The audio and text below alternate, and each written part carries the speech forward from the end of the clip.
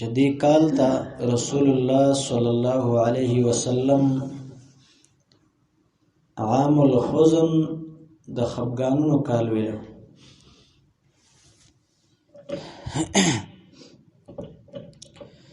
دا د نبوت لسم کالو، وم کال اتم نهم دا درې کلونه رسول الله صلی الله علیه وسلم او ابو طالب سره د خپل خاندانه په جیل کې تیر کړو.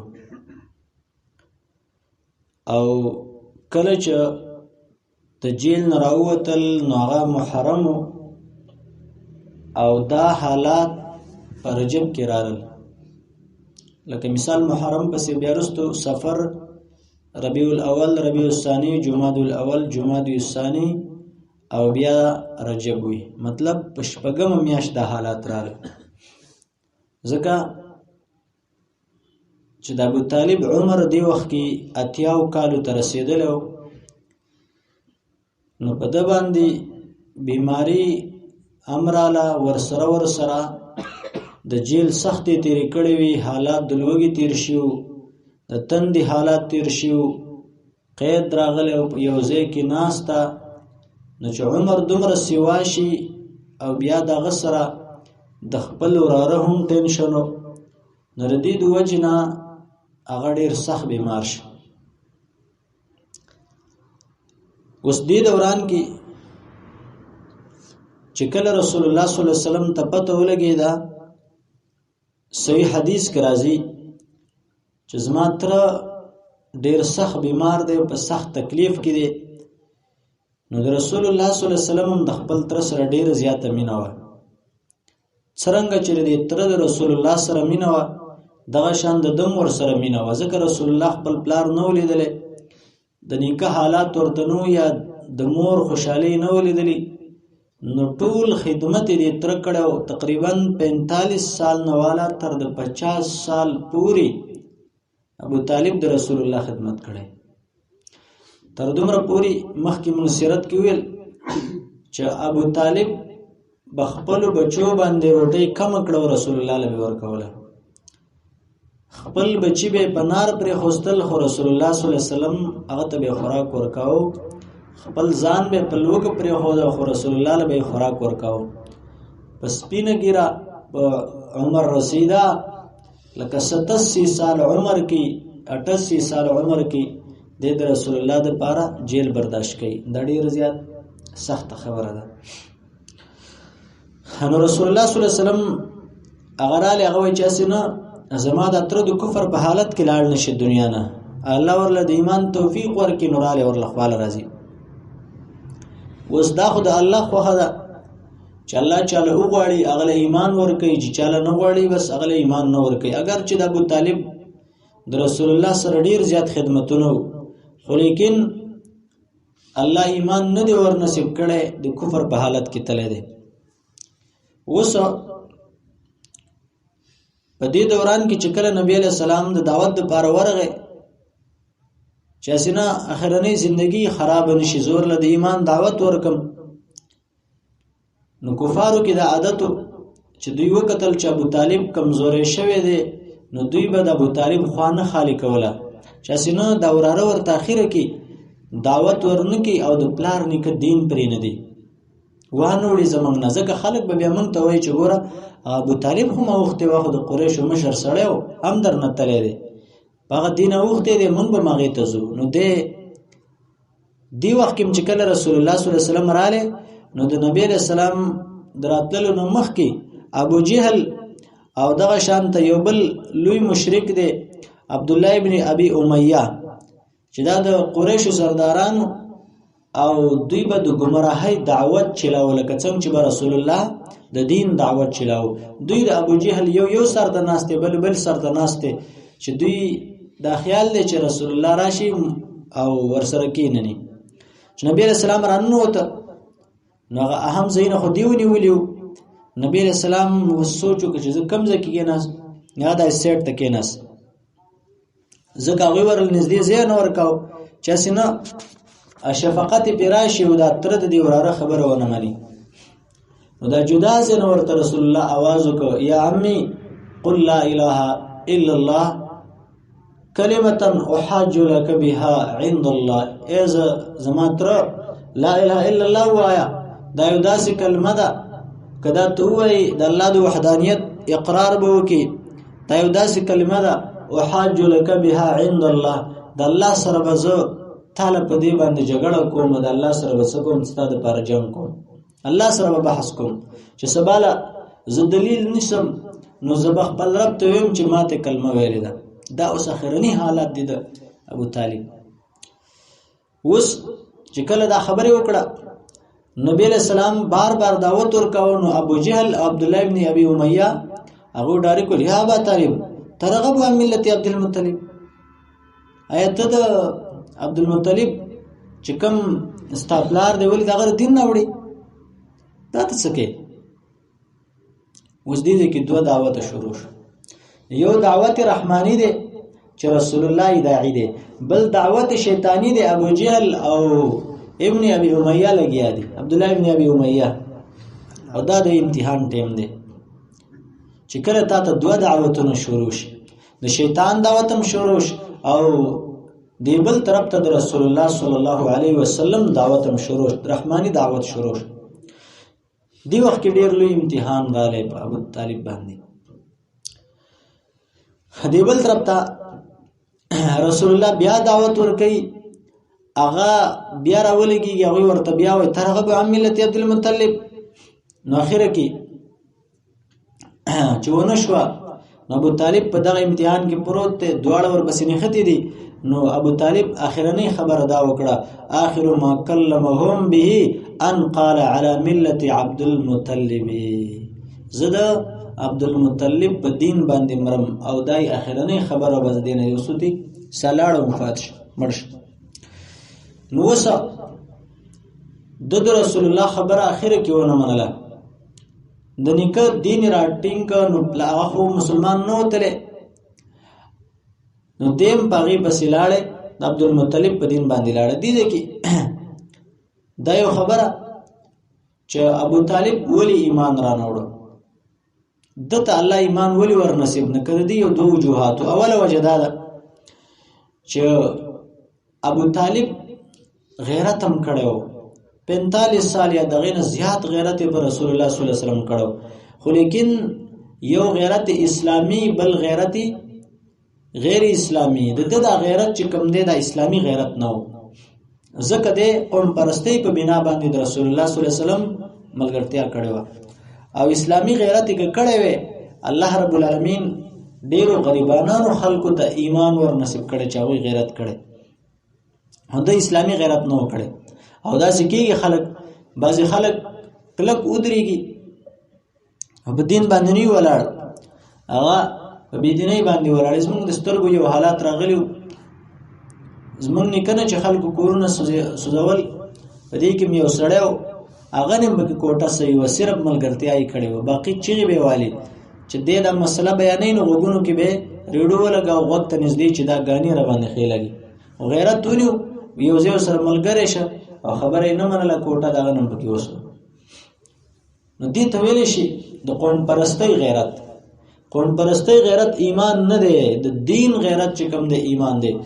عبد عمر رضی الله تعالی عنہ باندې یو کافر راواچ او یو واقعیا ده ذکر زمګي تراویشت تورې ور تراویشت هغه په دلاندې نه لاړې ور ټوکړي لعاب هغه ول هغه وسورله استپریخوس هغه ولی ول محکمه په دینی غیرت راته ولې و زما بدنی غیرت رااله او بدنی غیرت د شیطانی غیرت دی ځکه مې پرې خوستي اسن ځکه چې مالا زما ثواب ماته نه ملويږي و پرې هودلو کې چې کم ثواب هغه بوجلو بیانو دې ته ویل شي دینی غیرت دا فرق او دینی او اسلامی غیرت کې فرق نو د دینی غیرت کړو. بل خبره دویمه داوا چې د اور نه یریده دا خبره وکړه دا ویل کچېری ز ایمان راوړم نو ابو طالب ویل هغه د ابو جهل خبره ومنه لول کزه چرته ایمان راوړم نو دا خلک به وای دا برا پوری خان دي چې یاره ابو طالب د اور نه یریده. حالان کې د اور نه یریدل دا ایمان دی. الله وی فتقوا النار التي وقودها الناس والحجاره اعدت للكافرين. د مؤمن صفات ذکر کوي والذین یقولون ربنا اصرف عنا عذاب جهنم ان عذابها كان غراما انها ساءت مستقرا ومقاما. دا خو د ور نه یریدل دا عبادت ته د مؤمن شان دا چې به د ور نه یریږي. الله وی والذین یقولون ربنا اصرف عنا عذاب جهنم الا زمن د جهنم عذاب لري کارانه واړه ان عذابها كان غراما. د جهنم عذاب لوی تاوان دی. انها ساءت مستقرا ومقاما. ډیر بد زید ورتلل دی. الله ته دې مون په امان کې وساتي. بار بار مون منځ کې وای وقنا عذاب النار وقنا عذاب النار اللهم ربنا اتنا في الدنيا حسنه وفي الاخره حسنه وقنا عذاب النار. بار بار مون وای دا ولي وای دا یې رکو د الله د ورنه نو د ورنه نه یریدا. بعضی خلکو یو خبره کړې ده او دا شیعاګانو مذهب د شیعاګان وای ابو طالب چې کوم دی دا مسلمان تیر شوی دی او باقاعده غوي دا خبره کوي چې تاریخ هغه احادیث ته وای تاریخ کې دا لوی ظلم شوی چې ابو طالب ته مسلمان نه دی ویلې او چې دی مسلمان نه رته دنیا نه او هغه ته ابو طالب علیه السلام وای. خو چې څوک ابو طالب ته مسلمان وای دا د کفر عقیده ده. ولی ابو طالب اخرنی الفاظ سو اخر ما کلم به ان قال على ملت عبد المطلب. زف عبد المطلب په دین باندې مرم. دغه شان امام سیوطی په 9 صدی کې عالم تیر شوی دی. هغه باقاعده یو کتاب لیکلی دی وتقلبک فی الساجدین دلاندې لوی تفسیر کړي چې د رسول الله پلار چې کم دی دا جنتی او بیا دا خبره کړي چې د یو پیغمبرم پلار جهنمی نه دی. نو بیا خود عمر د ابراهیم علی السلام پلار آزر څو هغه په خپل ابراهیم علی السلام ورته ورځاو. هغه برکی الله رب العالمین فرمای ابراهیم علی السلام په فتوی لګولې دي انک ان یراک وقومک فی ضلال مبین. تا او ستا قوم ښکارا گمراهان یې. و فتوی په لګي سورې انعام کې. الله اکبر کبیر. دا خلک مونږ وای چې مسلمانان وي ډیر به بهتره وي. حالانکه مسلم کې صحیح روایت ده د رسول الله خپل الفاظ دي. 521 نمبر روایت ده نبی علیہ السلام هغه صحابي ته وای صفا خبر ورته کوي یو عربي را لغه ته وای و ان ابي و اباك في النار. زما پلار مور کې دي او ستا پلار مور کې دي. ولې مسلمانان لري تیر شوی کړه ادب عبد المطلب په دینو هغه په دین د رسول الله نو او د رسول الله دین د عبد المطلب د دین خلاف وو. کچيري د عبد المطلب د دین سره برابر وې نو بیا ولې رسول الله دعوت کوي حق زوړ دین ټیکو کنه. بیا ولې رسول الله جګړه کوي. ولې ابو طالب دی او ابو جهل د ټول د عبد المطلب په دینو هغه شانته دغه ورکو دیت به ورکاو جماعتونه به آباد او قرآن سورې توبه تړه کړه انما يعمر مساجد الله من امن منهم. دا خبر ځان سره یاد وساتئ. زمون تبلیغیان ورونه مودريږي هغه به کې ابو طالب صاحب عبد المطلب صاحب الکه صاحب دا خو بس صاحب دي کی څه راځي تعالی. مسلمانان نه دي تیر شي. موږ چې مسلمانان تیر شي ډیره به خبره خبره وي. لہذا دا مینه د رسول الله سره نه ده چې ته داغه د وجنه کافر مسلمان کی. دا د رسول الله سره مینه نه ده. ولی داغه مرګره چې کوم دی داغه دین منل دي چې هغه دین نه دی منل. نو لہذا کغه ارڅنګ مسلمان نه دی. بیا نبی رسول الله فرمای وما زاد الله عبدا بعفو الا عزا وما تواضع احد لله الا رفعه الله. الله رب العالمین داسې یو بنده نه زیاتې په څه باندې معافی کول سره. مطلب یو سړی د چاته معافی کوي نو الله نورم زیاتې د عزت. چا چې د الله عزت چا چې تواضع وکړه الله به برخېږي. چا چې چاته معافی سیوا کړه الله به عزتونه سیوا کوي. لہذا عاجزی کول په کارو د ور نه یریدل په کارو. ابو طالب د ور نه یریدل. دا مسلم روایت ادم. بهر حال نو ابو طالب چې څه کړیو په دې کې د الله رضا نه و. هغه خپل د رښتې صله رحمی و او د خپل رښتې خبره و. نو دې دوه وجونه الله رب العزت ابو طالب ته ایمان ور نصیب نک. ځکه حدیث کې راځي نبی رسول الله فرمایي انما الاعمال بالنیات چې څه کې نو دا د دې دارومدار په نیت باندې دی چې نیت دې د کمی خبري عقب کیږي هغه وخت کې صحیح نیت څه پیژاند د الله رضا لپاره حالانکه اعتبار اخرت خاتمه لده چې خاتمه صحیح او علماء فرمای لقد قطع خوف الخاتمه ظهور المتقين اخرنه خاتمه د یری د لاسه د متقیان ملاګانی ماته شوی دي دومره به یریدل چې اسنه ټول عمر دین کې تیر کم اخرنه خاتمه می خراب شي دا خبره ده نو ابو طالب د کفر په حالت کې د دنیا نه لاړې رسول الله ډیر زیات خفه دی ځکه دی کال تعامل خوځن وي ډیر زیات غمجن شه د ډیر خفګان د لاس روان شه مسجد حرم ته او چې شروع کړي او دا به ویل لا استغفرن لك ما لم انه عنه ای زما تر هغه وخت پورې وزد الله نو معافي تا د پاره غواړم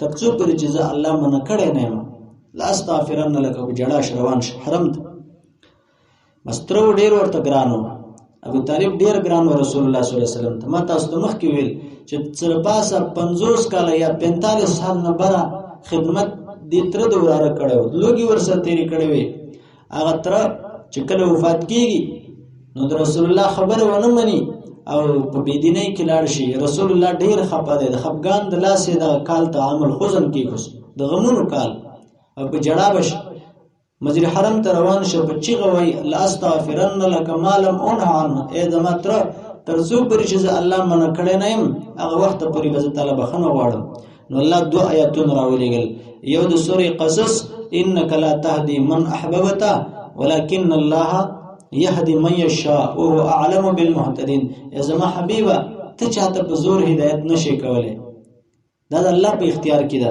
ولكن الله يهدي من يشاء وهو اعلم بالمهتدين لیکن الله چاته چوغړی هدایت کوي ورته خبرشنه بتټول یو کس را روان به کی او دا غزړه کې به صلاحیت د ایمانی الله به ولده ایمان نړکی تک سپین خيسته کوله عربي د رسول الله خدمت به کړی د مکی مکرمه اوسیدونکو وي د حرم کې طوافونه به کړی خو لیکن دغه په زړه کې به صلاحیت د ایمان نه الله یې زړه ته وګوري ایمان نور نصیب کړي د دې وجنا نبی رسول الله سره کوم ملګری او خلکو به اکثر اعتراضات هم کول استمرګری ټول غریبانان دي علی صلی الله علیه بالشاکرین دا هی دویم آیات د سورې توبه نازل شه ما كان للنبي والذين آمنوا يستغفروا للمشركين ولو كانوا أولي قربى من بعد ما تبين لهم أنهم أصحاب الجحيم دویم دا آیات نازل شه درست بیا